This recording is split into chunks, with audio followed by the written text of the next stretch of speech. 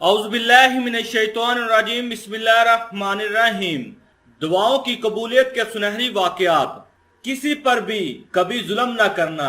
ایک شخص کٹے ہوئے بازو کے ساتھ بازار میں کھڑا آواز لگا رہا تھا کہ جو شخص میرا قصہ جان لے وہ کبھی کسی پر ظلم نہیں کرے گا۔ کسی نے اس سے پوچھا، بھائی تمہاری کیا کہانی ہے؟ اس پر جو واقعہ سنایا وہ کچھ اس طرح تھا۔ میرا تعلق حکومتی کرندوں سے تھا۔ میں پولیس کا ایک عہدیدار تھا۔ میں نے ایک روز ایک مچھیرے کو دیکھا جو بڑی مچھلی شکار کر کے لا رہا تھا۔ مجھے یہ مچھلی بڑی اچھی لگی۔ میں اس کے پاس پہنچا اور بولا، ارے میاں یہ مچھلی مجھے دے دو۔ وہ کہنے لگا، جناب مجھے مچھلی دینے میں کوئی اعتراض نہیں، مگر آپ کو اس کی قیمت ادا کرنی ہوگی۔ میرے گھر میں کھانے کے لیے کچھ نہیں اور میرے بچے منتظر ہیں کہ میں ان کے کھانے کے لیے کچھ لے کر آؤں۔ یہ مچھلی میں نے بڑی محنت سے پکڑی ہے۔ میں نے جواب میں اسے مارنا شروع کر دیا اور مچھلی اس کے برتن سے زبردستی نکال لی۔ میں مچھلی کو ہاتھ میں پکڑے گھر کی طرف آ رہا تھا کہ مچھلی اچانک تڑپی اور میں نے اسے مضبوطی سے تھام لیا۔ اسی کشمکش میں اچانک اس نے میرے انگوٹھے پر کاٹ لیا۔ مجھے سخت تکلیف ہوئی، مگر پہنچا تو درد میں مزید اضافہ ہو گیا۔ وہ رات کا وقت تھا۔ میں نے سوچا کہ صبح کسی طبیب کو دکھاؤں گا۔ خیر رات بھر مجھے درد کی شدت سے نیند نہ آئی۔ صبح سویرے میں طبیب کے ہاں گیا اور اسے اپنا زخم دکھایا۔ وہ کہنے لگا، یہ زہر سے بھرا ہوا زخم ہے۔ اگر تم اپنی عافیت چاہتے ہو تو فوراً اس انگوٹھے کو کٹوانا ہوگا۔ اگر تم نے ذرا سی تاخیر کی تو پورا ہاتھ کاٹنا ہوگا۔ میں نے فوراً کہا، اگر ایسی بات ہے تو اسے کاٹ دو۔ طبیب نے میرا انگوٹھا کاٹ دیا۔ میں گھر آیا تو ہاتھ میں شدید درد تھا۔ چین و سکون ختم ہو چکا تھا۔ اگلی رات پھر بے چینی اور شدید درد میں گزری۔ صبح سویرے میں پھر طبیب کے پاس آیا تو اس نے ہاتھ کاٹنے کا مشورہ دیا۔ اب میرا ہاتھ کٹ گیا۔ میرا خیال تھا کہ اب درد ختم ہو جائے گا، مگر اس میں اضافہ ہوتا چلا گیا۔ مچھلی کا زہر مسلسل جسم میں پھیلنا شروع ہو گیا۔ میں نے چیخو پکار شروع کر دی اور مدد کے لیے پکارنے لگا۔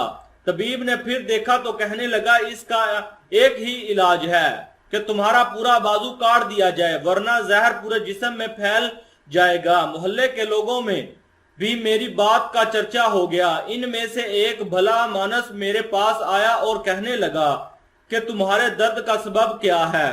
میں نے اسے مچھلی کا واقعہ سنایا۔ وہ کہنے لگا، اللہ کے بندے جب تمہیں اس نے کاٹا تھا تو اسی وقت مچھیرے کے پاس چلے جاتے، اس سے معافی مانگ لیتے۔ دیکھو اب تمہارا ایک عضو کٹ رہا ہے، اب بھی تمہارے پاس وقت ہے۔ اس مچھیرے کو تلاش کرو اور اس کو کسی طرح راضی کرو۔ محلے دار کی بات میرے دل کو لگ گئی۔ میں نے اسی وقت مچھیرے کی تلاش شروع کر دی، مگر وہ ہمارے شہر سے جا چکا تھا۔ میں نے اس کو ایک دوسرے شہر میں تلاش کر لیا۔